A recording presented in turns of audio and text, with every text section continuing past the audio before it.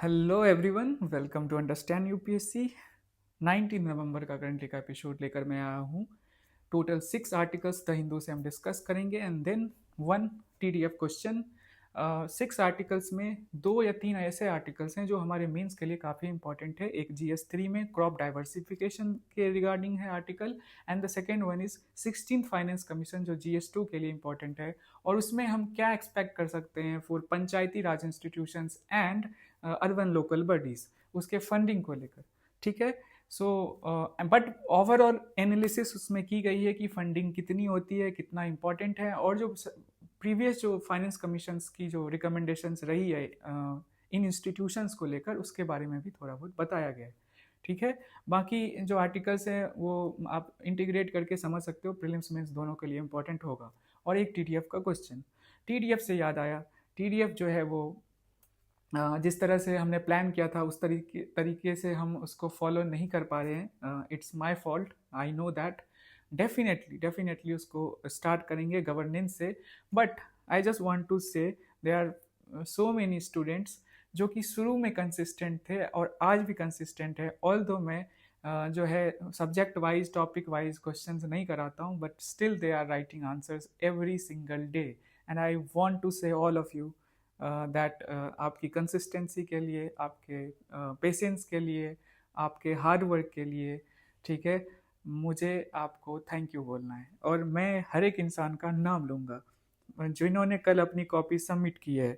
So first is Seena, second is Divya, Ritu, Priya, Ujala, then we have Aditi, Akash, Harsh, Gaurav, Saumya, Pushkar, Vips, we have Sonu, then we have Shubham, Pratibha, Anjali, Monika, Satya Prakash, Dhyaneshwari, Kajal, then we have Shruti. फिर जो है मतलब कि एक बहुत सारे बच्चे हैं जिनका नाम अगर ना ले पाऊँ तो वो चांदनी, उसके बाद we have Anisha, then Laya, then Richa, and there are so many others. I mean there is one more, Chhatrapati. Okay. So ये थोड़ा लेट लिखते हैं बट डेफिनेटली ये लिखते हैं एंड भेजते हैं मुझे। सो जितने भी बच्चे हैं और किसी का नाम है, हाँ एक इमोजी वाले हैं, इनका नाम मैं नहीं नाम नहीं है इनके प्रोफाइल में तो थोड़ा मुश्किल है, स्माइली इमोजी है इनका। Fine. So this is the way I wanted to say thank you to all of you. Consistent रहिए एंड भरोसा है तो उसको मैं पूरा करूँगा। हाँ, मैपिंग को लेकर भी है कि अगेन जो कंटेंट की बात है ना, जिसको मुझे एग्जीक्यूट करना है प्रॉपरली, तो उसमें थोड़ा वक्त लग रहा है। और कल कुछ पर्सनल रीजंस की वजह से, प्रॉब्लम्स की वजह से मैं उसको कंप्लीट नहीं कर पाया, बट लेट अस सी। आज मैं उसे कर लूँगा एंड कल से पक्का आपको वो मिल जाएगा एंड बहुत अच्छे से करवाया जाएगा, इतना भरोसा रखना है। So let us start from today's first article. एक आर्टिकल है जिसको अच्छे से मैं एक्सप्लेन कर देता हूँ। और ये सुप्रीम कोर्ट का वर्डिक्ट है, जो सुप्रीम कोर्ट ने अपने ही जजमेंट को, पुराने वाले जजमेंट को चेंज किया है, मतलब कि उसको रिकॉल किया है। ठीक है। So let us see. First of all question दो, सुप्रीम कोर्ट अपने जजमेंट्स को रिव्यू कर सकता है। पहला क्वेश्चन है आज के दिन का, आपको कमेंट सेक्शन में लिखना है, under which article supreme court के पास कॉन्स्टिट्यूशन ने पावर दी है कि वो अपने डिसीजंस को फिर से रिव्यू कर सके। ठीक है। आपको आर्टिकल जो है लिखना है in the comment section. Fine. So let us see. The first thing is 16 मई का एक जजमेंट है जिसका नाम है Vanashakti versus union of India case. ठीक है।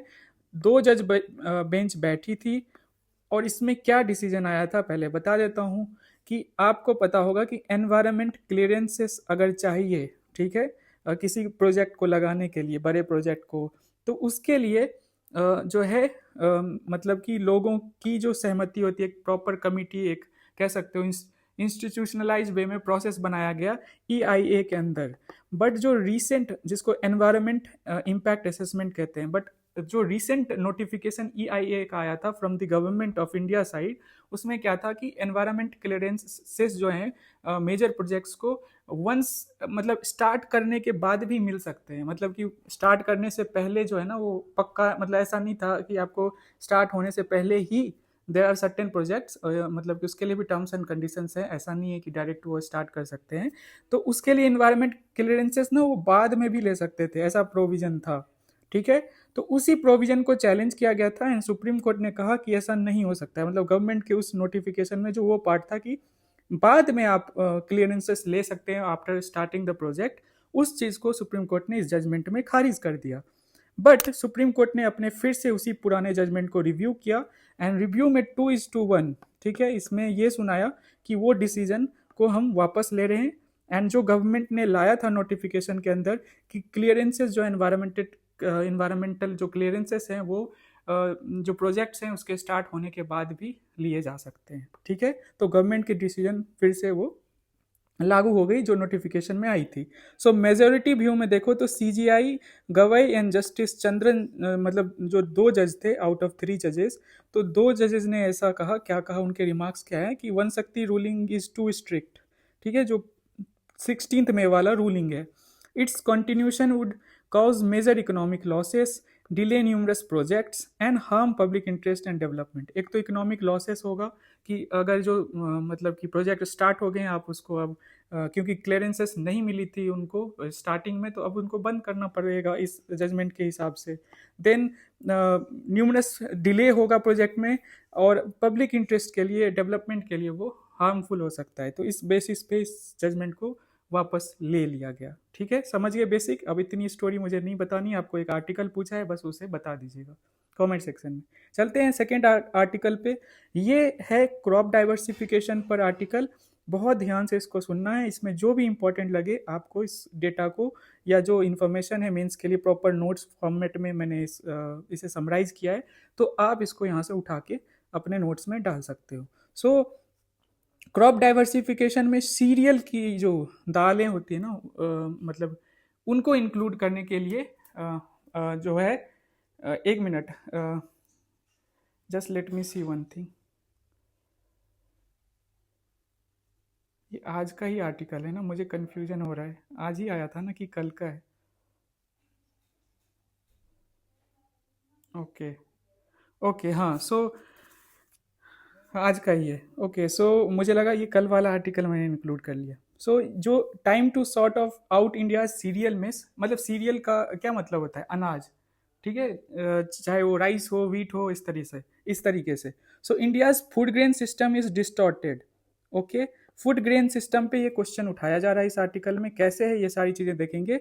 Access MSP driven procurement of rice and wheat but low production of pulses, यहाँ पे दाल की बात हुई, oil seeds causing cereal surpluses, heavy import dependence. This reflects a policy market mismatch. अब मैं आपको अच्छे से एक्सप्लेन कर देता हूँ। तो भारत में जो है ना फूड ग्रेन सिस्टम जो है ना, जो ऑथर हैं वो ये कह रहे हैं कि वो डिस्टॉर्टेड है। मेनली फोकस जो है ना राइस व्हीट पे किया जा रहा है थ्रू MSP, ठीक है, MSP driven procurement, but low production of pulses and oil seeds. जो पल्सेस एंड ऑयल सीड्स जो है उसकी प्रोडक्शन पे फोकस नहीं की जा रही है, मेनली फोकस की जा रही है सीरियल्स पे, दैट इज उसमें भी 2 जो है राइस एंड व्हीट। और MSP जो है ड्राइवन प्रोक्योरमेंट, मतलब कि वहाँ पे MSP वाला फैक्टर आता है कि जो अनाज आप उत्पादन करोगे, चाहे गेहूं हो या चावल हो, वो खरीदेगी ही सरकार। MSP यही गारंटी देती है ना। तो और ये अगर व्हेन इट कम्स टू दाल, oil seeds, pulses and oil seeds, ऐसी चीज़ें नहीं है। तो इस वजह से किसान क्या करते हैं, फोकस करते हैं कि अपनी इकोनॉमिक पर्सपेक्टिव से वो चीज़ों को देखते हैं कि वो राइस व्हीट ही उपजाएंगे, ठीक है। सो इसकी वजह से क्या होता है, पल्सेस एंड ऑयल सीड्स जो है ना ये साइडलाइन हो जाता है। एंड आपको तो ज़रूरत है ही ना पल्सेस ऑयल सीड्स की, तो आपको क्या करना पड़ता है, इंपोर्ट करना पड़ता है। और cereal surpluses when it comes to rice and wheat वो आप देखते हो, और इंपोर्ट बहुत करना पड़ता है। ऑल्दो ग्रीन रिवॉल्यूशन में कहा गया था कि हम सेल्फ सफिशिएंट हो गए, बट सेल्फ सफिशिएंट हम सीरियल्स में ही हुए। पल्सेस, ऑयल सीड्स या अदर जो मतलब कि कह सकते हो क्रॉप्स है, उसमें हम अभी भी सेल्फ सफिशिएंट नहीं है। रीज़न बिंग कि MSP ड्राइवन जो है वो 2 ही क्रॉप्स पे फोकस किया जाता है MSP के थ्रू, MSP से, that is wheat and rice, ठीक है। So this reflects a policy market mismatch. अब ये की डेटा है, मुझे लगता है इसको पूरा बताने की जरूरत नहीं, बस देख लो पैडी प्रोक्योरमेंट कितना हुआ, इतना लाख टन है, 119 0.86 लाख टन, जो कि as compared to previous year देखो तो 82.08 लाख टन है। फिर वीट जो ओपनिंग स्टॉक है ना वो 356.1 है, जो कि 102.5 हुआ करती थी। एडी अब इंपोर्ट्स पे देखो, एक तरफ तो ये दिखा रहा है सरप्लसेस वीट एंड राइस का। अब देखो हम जो इंपोर्ट कर रहे हैं oil seeds and rice, sorry pulses, ठीक है। एडिबल ऑयल इंपोर्ट्स इतना हो रहा है 112 lakh tonne, pulses imports 30 lakh tonne. Edible oil output stagnant at 13 जो लाख टन है वो फॉर 6 ईयर्स। स्टैग्नेंट का मतलब अटका हुआ है वो, मतलब हम इंक्रीज कर ही नहीं रहे हैं, जहाँ है वहीं पे अटके हुए हैं।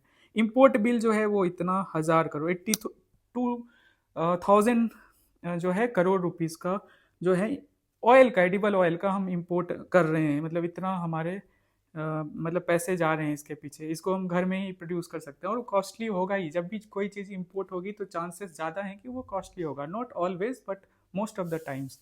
Oil seed area stagnant. अब ऑयल सीड में भी ना जो एरिया ऑफ कल्टीवेशन है वो भी स्टैग्नेंट है, वो बढ़ ही नहीं रहा है, क्योंकि सारा स्पेस क्या होता है, राइस एंड वीट ही ले लेता है मोस्ट ऑफ द स्पेस। एक और चीज़ कहनी है कि दुनिया में 2 या 3 ही कंट्रीज है जिसका ना टोटल एरेबल लैंड 50% से ज़्यादा है।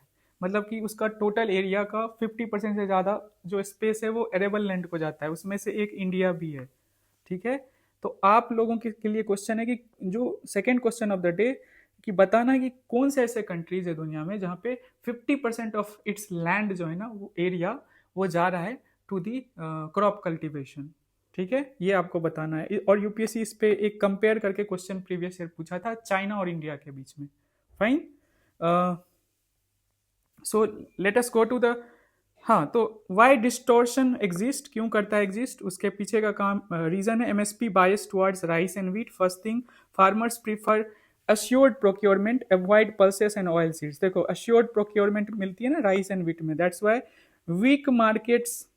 तो पल्सेस एंड ऑयल सीड्स उनके लिए इकोनॉमिकल नहीं है, बेनिफिट नहीं है। वो पैसे मेहनत करते हैं तो एक तो उनकी जो है इनकम कम होती है। अगर वो रिस्क लेंगे ऑयल सीड्स एंड पल्सेस में तो वो तो सरकार नहीं लेगी इन केस, तो फिर वो क्या करेंगे, ठीक है। तो सस्ते दामों में उनको मार्केट में बेचना पड़ेगा। फिर weak markets, storage, processing and price support, ये भी वीक है for specially pulses and oil seeds. Cheap imports भी होता है, आउट कम्पीट डोमेस्टिक ऑयल्स। ये यहाँ पे देख लो, ऑयल्स जो है इंडिया में प्रोड्यूस होते हैं तो वो जो इंपोर्ट करते हैं वो ज़्यादा सस्ते हो जाते हैं, ठीक है। And procurement based on availability not nutritional needs. तो हम जो प्रोक्योरमेंट कर रहे हैं, हमारा फूड ग्रेन सिस्टम ऐसे है ना कि हम जो हमारे लिए न्यूट्रिशनल है, जैसे पल्सेस हमारे लिए इम्पोर्टेंट है, ठीक है, वो चीज़ें हम नहीं कर रहे हैं ये प्रोक्योर, मतलब उसको भी इंक्लूड करना चाहिए इस दायरे में। बट हमारे पास उतने, एक चीज़ और है ना, फाइनेंसेस का भी इशू है हमारे पास, उसको भी देखना पड़ेगा। तो फोकस सिर्फ सीरियल्स पे है, फोकस सिर्फ राइस एंड व्हीट पे है, ओके। अब इसका इम्पैक्ट क्या होता है इकोनॉमिक, ये है कि हाई सब्सिडी बर्डन आता है, राइजिंग इंपोर्ट बिल, ठीक है। 82,000 आपने देखा ना एडिबल ऑयल का।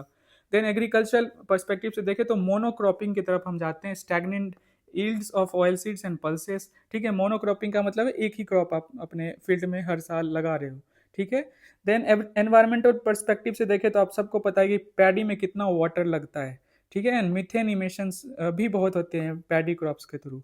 Then we have social perspective से देखें तो farmers trapped in low diversification cycles, diversify नहीं कर रहा है, एक ही चीज, एक ही फसल हर साल उगा रहा है, ठीक है। मोनोक्रॉपिंग को भी इसके कंटेक्स्ट में हम समझ मतलब सेंटर में रख सकते हैं।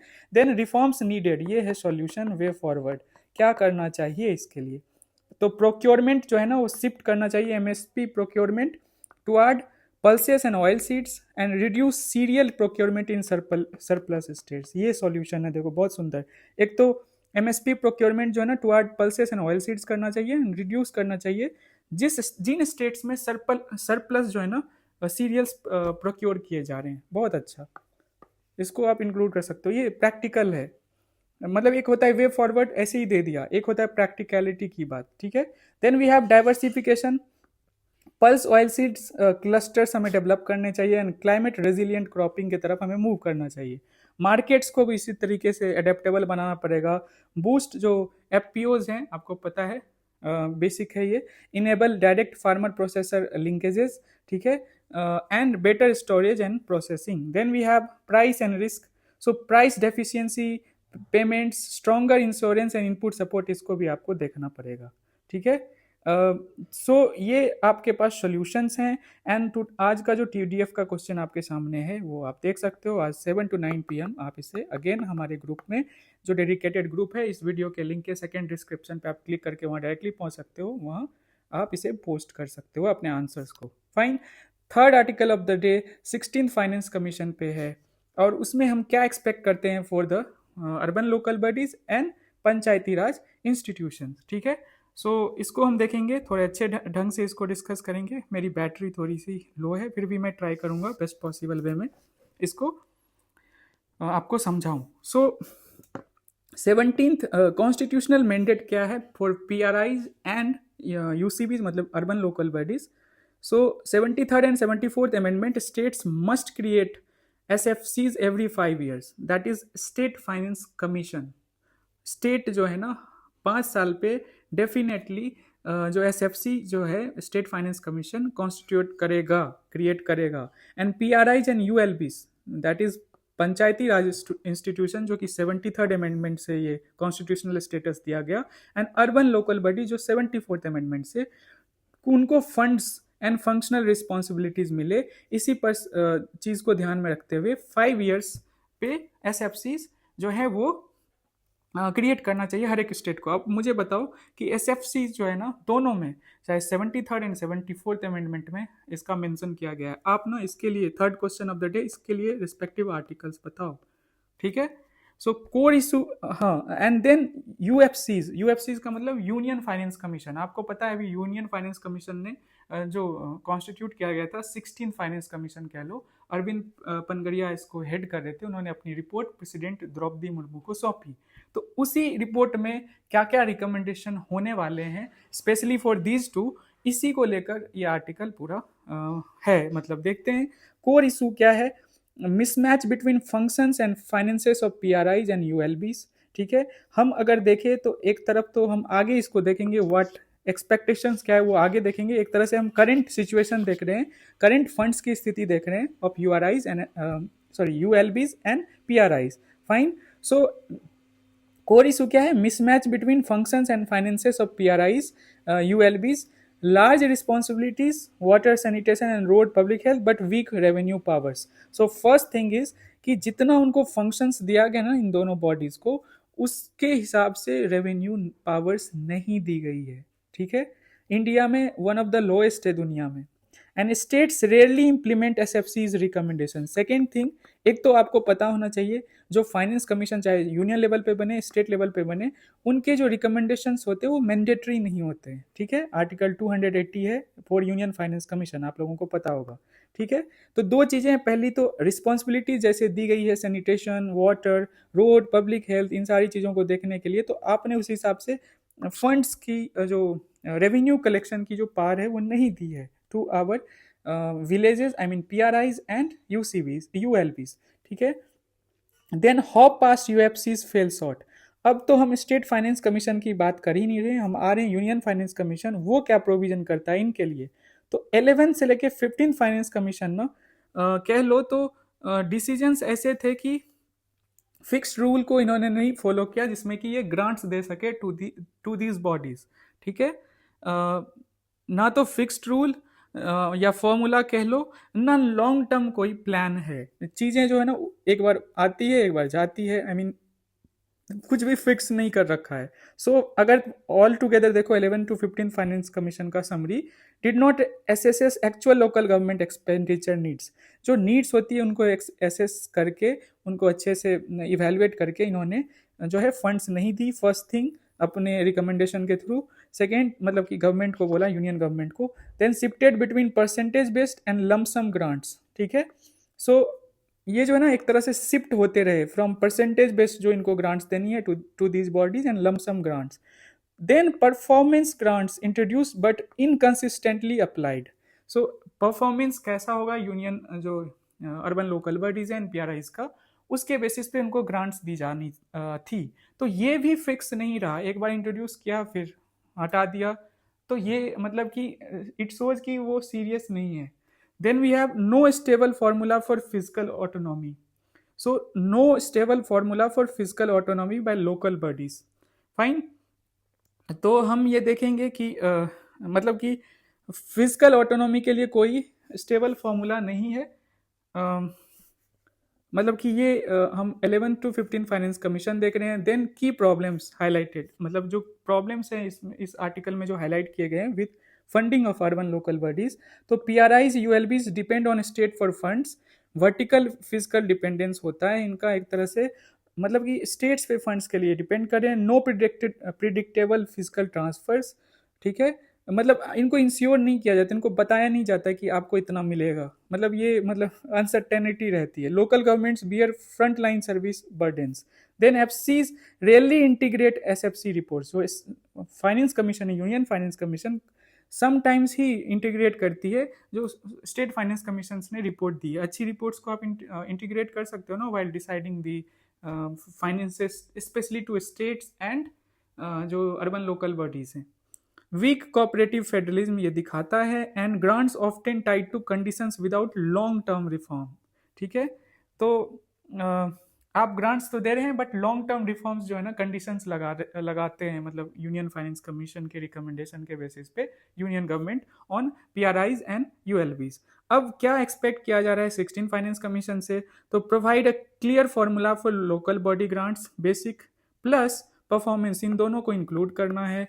क्वांटिफाई एक्चुअल एक्सपेंडिचर नीड्स, यहाँ पे जैसे बोला ना एक्सपेंडिचर जितना है उनका उस हिसाब से आप जो है इसको दीजिए, मतलब कि उसको पहले एसेस कीजिए एंड उस हिसाब से आप जो है इनकी ज़रूरत के हिसाब से फंड्स दीजिए। Move away from lump sum arrangements, ensure stable predictable devolution, मतलब कि स्टेबिलिटी होना चाहिए, प्रिडिक्टेबिलिटी होनी चाहिए आप जो पैसे दे रहे हो, फंड्स दे रहे हो। Strengthen local governments capacity for development and social justice, बहुत बेसिक है। आगे चलते हैं। तो इस आर्टिकल को आप समझ गए होंगे अच्छे से, क्या एक्सपेक्टेशंस हैं। हम ज़्यादा फोकस करेंगे प्रॉब्लम्स पे, फंड्स इनको नहीं मिलते हैं, और जो 15 फाइनेंस कमीशन से फंड मिल रहे थे वो इनकन्सिस्टेंट था, कुछ भी फिक्स नहीं था, लॉन्ग टर्म नहीं था। एंड क्या होता है, कोई एक बेसिक होता है ना रूलिंग्स, बेसिक जो क्राइटेरिया होता है, फॉर्मूला होता है, उसके बेसिस पे नहीं था, ठीक है। चलते हैं next article, QS sustainability rankings. कुछ दिन पहले हमने क्यूएस एशिया रैंकिंग्स देखी थी, इसमें बस प्रीलिम्स के लिए इंपॉर्टेंट है कि रिलीज्ड बाय क्यूएस, ये पढ़ पाना बहुत मुश्किल है, क्वैक क्रेली साइमंड्स, ये हमारे लिए इंपॉर्टेंट है, लंदन बेस्ड एक इंस्टीट्यूट है। रैंकिंग 2023 से स्टार्ट हुई, इवेलुएट करती है universities on environmental impact, social impact and governance. ये आपको आगे क्लियर होगा। तो मतलब कि एनवायरमेंटल रिसर्च करती है, सस्टेनेबिलिटी पे रिसर्च करती है, एजुकेशन, एम्प्लॉयबिलिटी, नॉलेज एक्सचेंज,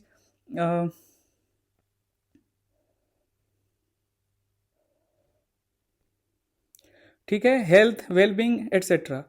तो बेसिक है कि आप एनवायरमेंटल पर्सपेक्ट से इसको एसेस कर रहे हो कि उस यूनिवर्सिटीज़ में क्या हो रही है, कैसे एनवायरमेंटल रिसर्च पे काम हो रहा है, सस्टेनेबिलिटी पे काम हो रहा है।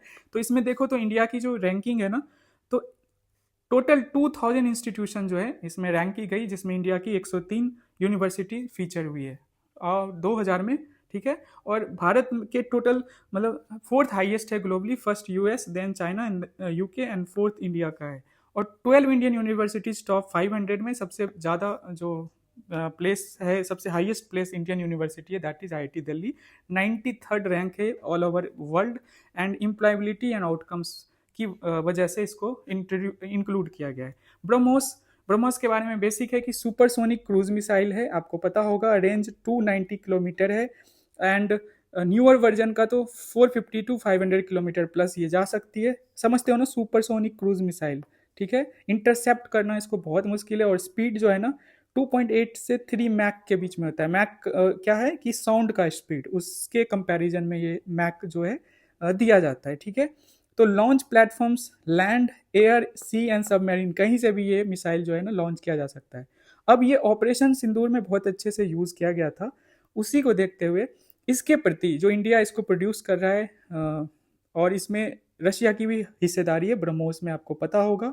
तो इंडिया रसिया कंबाइनली इंडिया में इसे प्रोड्यूस करते हैं और लखनऊ में इसका सेटअप है, ठीक है। तो पहले फिलीपींस ने एक्वायर करने की इच्छा जताई थी, एक्वायर कर भी लिया, I think if I am not wrong acquire हो गया होगा, लेकिन वो तो प्रोसेस पूरा ऑलमोस्ट कंप्लीट हो गया। सेकेंड जो है ना, इंडोनेशिया के जो मिनिस्टर हैं, डिफेंस मिनिस्टर, वो इंडिया आने वाले हैं इसी को प्रोक्योर करने के लिए, ठीक है। सो डीआरडीओ एंड एनपीओ जो है रसिया का, इन दोनों ने मिलकर इसको प्रोजेक्ट को कंप्लीट किया है। पॉइंट ये है मेरा बस कि जो ब्रह्मोस के बेसिक्स के बारे में आपको पता होना चाहिए, प्रीलिम्स के लिए इंपॉर्टेंट है। दूसरा, इस आर्टिकल को हम देख सकते हैं, डिफेंस जो मैन्युफैक्चरिंग कैपेबिलिटी है इंडिया की वो बढ़ रही है। पहले हम न्यूज़ में बस यही सुनते थे कि हम खरीद रहे हैं रशिया से, फ्रांस से, यूएस से, इसराइल से, बट अब क्या हो गया है, हम बेच भी रहे हैं, जो कि बहुत अच्छी बात है। और बस इंडोनेशिया फिलीपींस की बात नहीं है, South Africa, then we have other countries like Vietnam, इन लोगों ने भी, मतलब इन कंट्रीज ने भी इंटरेस्ट जताई है। फाइन, चलते हैं हम आगे। UNSC approves Trump's plan for the future of Gaza. So United nation security council है, आपको पता है 15 मेंबर्स होते हैं, 10 नॉन परमानेंट एंड 5 P5 जो है परमानेंट मेंबर्स है। तो यूएनएससी सिक्योरिटी काउंसिल जो है वो अप्रूव करता है US sponsored resolution banking farmer जो प्रेसिडेंट, सॉरी ये तो गलती से, सो करेंट प्रेसिडेंट है, ये गलती से आया है, ठीक है, इसको मैं ठीक करा दूंगा। So president Donald Trump's 20-point plan for the future governance and stabilisation of Gaza, the resolution authorities, basic मैं बता देता हूँ, ठीक है। पहले तो ये समझ लो कि एक रिजोल्यूशन है, जिस रिजोल्यूशन में जैसे डोनाल्ड ट्रंप ने ना सीज फायर जो हुई बिटवीन हमास एंड इसराइल, उसके बाद किस तरह से गाजा को फिर से बसाया जाएगा। लास्ट 2 years में गाजा की जो इंफ्रास्ट्रक्चर है या पीपल जो है या गवर्नेंस है, सब इम्पैक्टफुल रही है, मतलब डिवेस्टेटेड कह सकते हो गई है। सो उस चीज़ को देखते हुए इन्होंने पोस्ट सीज फायर ना एक प्लान इंट्रोड्यूस किया था जिसका नाम 20-point प्लान है। हम इस पर कई बार बात कर चुके हैं, फिर भी मैं बता देता हूँ। और उसमें एक तो री एस्टेब्लिशमेंट की बात है एंड दूसरी बात है गाजा की जो है गवर्नेंस की, एक ट्रांजिशनल गवर्नेंस बनेगी, तो उसी के फेवर में वोटिंग हुई थी यूनाइटेड नेशन में। मतलब यूएन को भी इसमें इंक्लूड किया जा रहा है कि इस पूरे प्रोसेस में यूएन भी देख रेख करे। तो पास्ट वोटिंग हुई जिसमें कि 13 वोट्स फेवर में पड़े और 2 कंट्रीज जो हैं उन्होंने एब्सटेन कर लिया, मतलब कि अगेंस्ट में अगर वोट डालते तो शायद ये पास नहीं होता। एक भी वीटो कंट्री, जैसे कि ये परमानेंट मेंबर्स है ना, रशिया एंड चाइना, तो अगर वोट अगेंस्ट में डालते तो शायद ये पास नहीं होता, लेकिन इन्होंने नहीं डाला, ये एब्सटेन कर गए। मतलब एक तरह से नाराजगी दिखाई, बट इतने नाराज नहीं है कि इस प्लान के अगेंस्ट में वो जाए। फाइन, जा सकते थे। So the approval gives international legitimacy to the US initiative aimed at securing and rebuilding Gaza after 2 years of conflict, and also gestures world toward a possible pathway to an eventual Palestine state. ये तो ज़्यादा हो गया, इस पे हम आगे देखेंगे, बट गाजा को बसाने का ये प्लान है और बहुत अच्छी बात है। पीस जो इंडिया भी चाहता है, हम भी चाहते हैं कि जो गाजा है वो सही से बसे, ठीक है, एंड पीस रहे मिडिल ईस्ट में। तो मिडिल ईस्ट में पीस रहता है तो उसका फ़ायदा इंडिया को भी होता है, ठीक है। एंड हमारा आपको पता है कि जो हमारे कुछ इंटरनेशनल हम कॉरिडोर्स डेवलप कर रहे हैं, जैसे IMEC, उसमें कुछ दिन पहले इजिप्ट में ने इंडिया को ऑप्शन दिया था कि वो इजिप्ट से गुजर के यूरोप तक जा सकता है, मतलब मेडिटेरेनियन सी के थ्रू। बट जो ओरिजिनल प्लान है उसमें जो अरब स्टेट्स हैं including UAE and Saudi Arabia as well as मतलब जॉर्डन भी है, एंड देन इसराइल होते वो जाएगा हाइपा पोर्ट के थ्रू। तो अगर यहाँ पे डिस्टरबेंस होती है तो हमारे उस प्लान पे सवाल उठता है। देन हम पार्ट हैं I2 U2 के भी पार्ट हैं, इसमें भी अगर ये डिसफंक्शनल हो जाए, इसराइल और जो UAE है उसके बीच में दोस्ती ना रहे या डिप्लोमेटिक रिलेशंस अच्छे नहीं रही, तो ये भी इम्पैक्ट इस पर पड़ता है, ठीक है। देन ऑयल इंपोर्ट्स पे भी इम्पैक्ट पड़ता है अगर डिस्टर्ब की प्राइसेस जो है बढ़ जाती है, ये सारी चीज़ें होती है। तो मिडिल ईस्ट में अगर शांति है तो इसका फ़ायदा इंडिया को डायरेक्टली होता है, एंड उसके इकोनॉमिक एज वेल एज जो डायस्पोरा रिलेटेड जो इश्यूज़ हैं उसको ध्यान में रखते हुए आपको ये सोचना चाहिए कि ये भी इम्पॉर्टेंट होता है कि वो भी एक वन ऑफ द रीजंस है, ठीक है। बस ऑयल तक हम अपने आप को सीमित नहीं रखेंगे एंड अपने एक्सपोर्ट तक सीमित नहीं रखेंगे, ठीक है। सो मल्टी डायमेंशनली सोचना चाहिए। तो यही है आज का currently. Thank you so much for listening. मिलते हैं हम कल, एंड कल मैप वाला आई थिंक अब मुझे चाहे जैसा भी हो कल मुझे वो प्रेजेंट करना है एंड मैं वो कर दूंगा। ठीक है, बाय, टेक केयर एंड खूब पढ़ाई कीजिए, भरोसा रखिए एंड हाँ, इंटरनेशनल मेंस डे है आज, वो तो मैं भूल गया। तो सारे जो हमारे बच्चे हैं बोलते हैं ना, मैन आवर ब्रेव, एक बहुत इम्पॉर्टेंट डायलॉग है। मैं जब भी कोई बच्चा मेंटोरशिप के समय में मुझसे पूछता रहा है ना कि भैया, खास करके जो लड़कियां हैं, तो मैं इस चीज़ को ऐसे पॉजिटिवली लेता हूँ इसको। मैं ऐसे नहीं कि लड़कियों के अगेंस्ट बोल रहा हूँ, हो ही नहीं सकता है। तो मैं ये कह रहा हूँ कि लड़कों पे थोड़ा सा होता है, बहुत सारे मतलब रिस्पॉन्सिबिलिटी सोसाइटी ने उनके ऊपर भी डाली है, तो उनका लाइफ भी थोड़ा इतना स्मूथ नहीं होता है। तो आप सब के लिए हैप्पी मैंस डे एंड हम सबको इस तरह इसको अच्छे वे में लेना चाहिए। ठीक है, थैंक यू सो मच, मिलते हैं। हाँ, मैं ये कह रहा था कि मैन आर ब्रेव, ये तो मैं भूल गया। तो सारे बच्चों को, जो ऐसे लड़के थे जो फेल हो जाते थे या आते थे मेरे पास, तो मैं ये बोलता था, क्योंकि वो मैंने उस चीज़ को खुद अपने लाइफ में एक्सेप्ट किया है और उसको मतलब कि एक्सेप्ट करने के साथ साथ उसको मतलब एज अ वैल्यू समझा है कि सही में मैन के पास अगर जो भी रिस्पॉन्सिबिलिटी आती है उसको लेनी चाहिए, और अगर वो फेल हो रहा है तो उसको एक्सेप्ट करना चाहिए कि ठीक है, हमें इसको ब्रेवली देखना है, हमें इसको स्ट्रेंथ के साथ देखना है, हमें इसको मतलब मेंटली हमें स्ट्रांग होना पड़ेगा, हमारे पास ऑप्शंस नहीं है। ठीक है, thank you so much, bye, take care, मिलते हैं कल एंड आपका दिन शुभ हो।